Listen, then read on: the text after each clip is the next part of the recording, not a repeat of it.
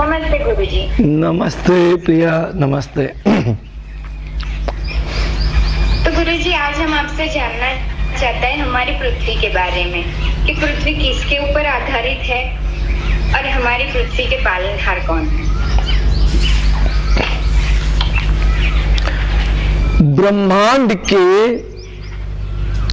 हर पिंड, हर जीवन और हर जीवित वस्तु, निर्जीव वस्तु, सबके पालनहार ईश्वर ही है।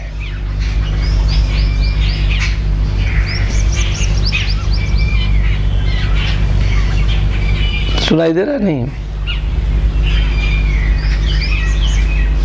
हाँ। और ईश्वर विभिन्न माध्यमों से हमारी हर वस्तु का, हर चीज का, हर ग्रह का पालन पोषण करता है।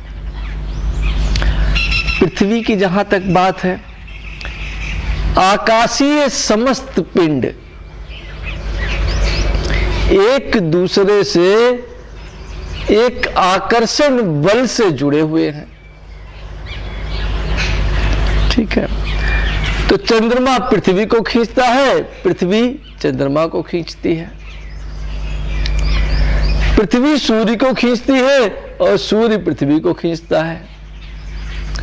यही संबंध मंगल और पृथ्वी में है, यही संबंध बृहस्पति और पृथ्वी में है, यही संबंध शुक्र और पृथ्वी में है।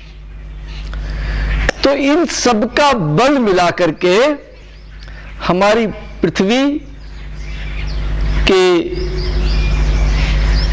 पास एक अद्भुत बल आ जाता है और उस बल के कारण हमारी पृथ्वी कंटिन्यूअसली रोटेट करती है, घूमती है अपने अक्ष पर चारों ओर। कोई अक्ष नहीं है, कोई एक्सिस नहीं है कि वहाँ कोई धुरी है और धुरी पे घूमती है। घूमती तो अपने आप ही है, लेकिन ऐसा प्रतीत होता है कि धुरी पर घूमती है। तो लोग कह सकते हैं कि पृथ्वी धुरी पर आधारित है, पर वास्तव में धुरी पर आधारित नहीं है। आधारित किस पर है?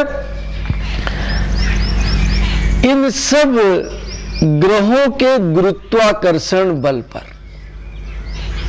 सूर्य के गुरुत्वाकर्षण बल पर। और उन्हीं बलों के कारण पृथ्वी दो तरीके से घूमती है, एक रोटेशन और एक रेवोल्यूशन। रोटेशन से दिन और रात की प्राप्ति होती है और रेवोल्यूशन से सीजन्स की प्राप्ति होती है। कभी गर्मी आ जाती है, कभी सर्दी आ जाती है, कभी बरसात आ जाती है, कभी वसंत आ जाता है, कभी हेमंत आ जाता है। तो ये सारी ऋतुएं इन सारे ग्रहों के कारण है। अब पालनहार कौन है? मनुष्यों का पालनहार कौन है इस पृथ्वी पर? जैसा मैंने कहा, पालनहार तो सदैव ईश्वर ही है। कभी वो माता के रूप में, कभी पिता के रूप में हमारा पालन पोषण करता है, और कभी कभी तो बॉयफ्रेंड के रूप में भी आ जाता है और पालन पोषण करता है। पर मेन पालन पोषण पृथ्वी पर रहने वाले समस्त जीवों का दो ऊर्जाएं करती हैं। बाकी सभी ऊर्जाएं साथ में जुड़ जाती हैं, पर दो ऊर्जाएं मूल रूप से इस कार्य को संपन्न करती हैं, सूर्य की ऊर्जा और पृथ्वी की ऊर्जा। सूर्य की किरणें जब पृथ्वी पर पड़ती हैं तो पृथ्वी हरी भरी हो जाती है। अगर सूर्य नहीं हो तो फोटोसिंथेसिस की क्रिया ही नहीं होगी, और जब फोटोसिंथेसिस की क्रिया नहीं होगी तो संसार हरा भरा नहीं होगा, फसलें नहीं उगेंगी, हम कुछ खाएंगे नहीं, खा नहीं पाएंगे। पर आप बोलोगे मुझे तो गुरुजी कोई प्रॉब्लम नहीं है, मैं मांस खा लूंगी। पर ऊर्जा का आधार जो है पृथ्वी पर वो सूर्य से ही है। और आप चाहो तो एक क्रिया विकसित कर सकते हो कि सूर्य की धूप ले लो, आपको खाने पीने की जरूरत नहीं, क्योंकि जहां से भी आप ऊर्जा लेते हो आती तो सूर्य से ही है। अब या तो सूर्य से हम डायरेक्ट ऊर्जा ले लें, या सूर्य ने जिनको ऊर्जा दिया है उनसे ऊर्जा ले लें। सूर्य किसको ऊर्जा देता है? वनस्पतियों को। सूर्य की धूप आती है और फोटोसिंथेसिस की क्रिया होती है और क्लोरोफिल नाम का पदार्थ बनता है, जिससे सृष्टि हरी भरी हो जाती है। इस हरी भरी सृष्टि में से पत्तियों को खा करके, फूलों को खा करके, फलों को खा करके। अब आप कहेंगे फूल तो गुरुजी हम नहीं खाते, तो गोभी का फूल खाते हैं, कई फूल ऐसे हैं, सहजन का भी फूल खाते हैं, जो ये मरिंगा हमारे यहाँ लगा हुआ है, इसके फूल की बढ़िया सब्जी बनती है। तो फूलों को खा के, पत्ती कहोगे हम नहीं खाते हैं, तो घास है, तो पालक पत्ती है, खाते हैं। तो पत्तियों को खा करके, फूलों को खा करके, फलों को खा करके और अनाज को खा करके मनुष्य अपने जीवन का निर्वाह कर सकता है। अगर इस तरीके से नहीं करना चाहे तो कैसे करेगा? सूर्य की ऊर्जा जिसे मिली है उससे जिसको ऊर्जा मिलती है। बकरी क्या करती है? पत्तियों को खा जाती है। भेड़ क्या करती है? घास खा जाती है। तो भेड़ बकरी जो है ये घास खा करके ऊर्जा को इकट्ठा करते हैं, लेकिन जो घास में ऊर्जा आई थी वो कहां से आई थी? सूर्य से। तो मेन पालनहार तो सूर्य ही है। सूर्य से ऊर्जा घास में आई, घास से बकरी में आई, और बकरी को आपने काट करके खा लिया हो तो क्या हुआ? सूर्य की ऊर्जा घास में, घास की ऊर्जा बकरी में, और बकरी की ऊर्जा आप में। और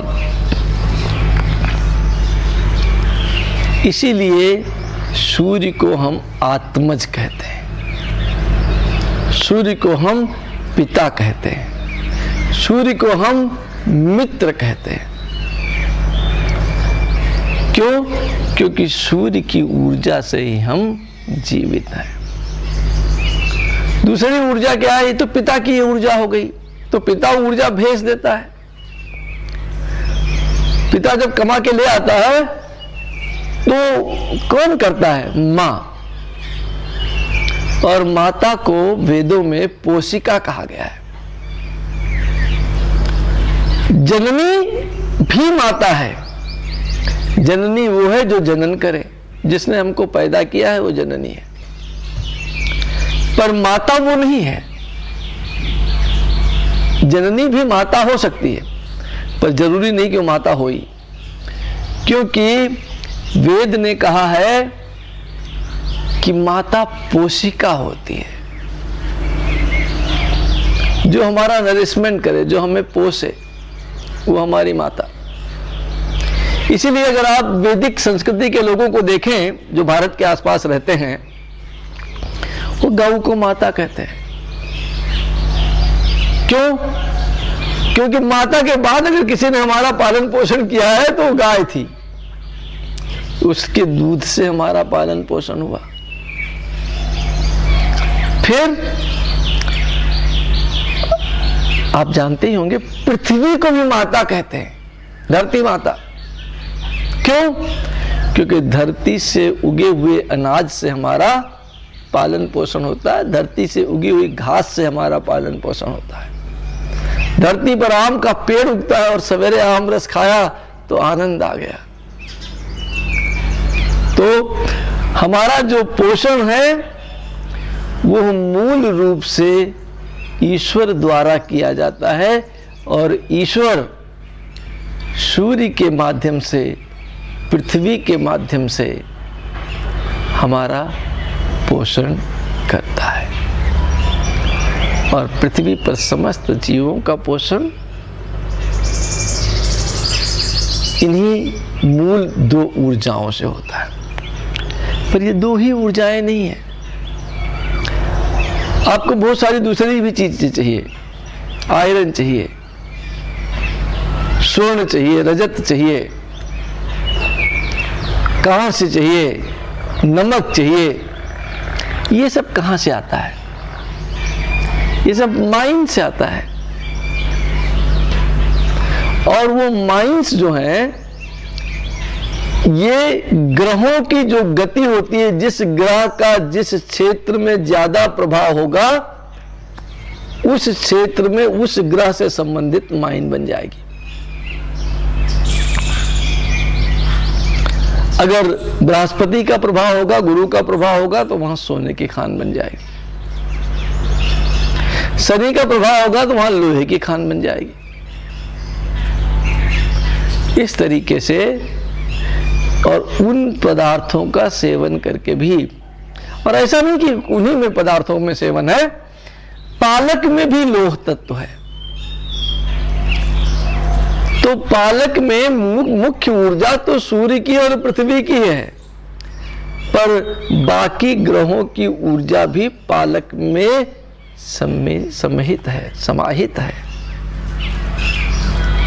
और इसीलिए मुख्य पोषक हमारे पृथ्वी और सूर्य हैं, पर बाकी के समस्त ग्रह, नवग्रह जो हैं, उनका योगदान है हमारे पोषण में।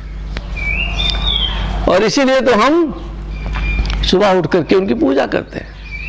ब्रह्मा मुरारी त्रिपुरांतकारी भानु शशि भूमि सुतो बुधश्च गुरुश्च शुक्र शनि राहु केतुवा कुर्वन्तु सर्वे मम सुप्रभातम। क्योंकि हमारा जीवन माता पृथ्वी पर, पिता सूर्य पर और 9 ग्रहों के गुरुत्वाकर्षण बल पर आधारित है। धन्यवाद, आभार। धन्यवाद गुरुजी।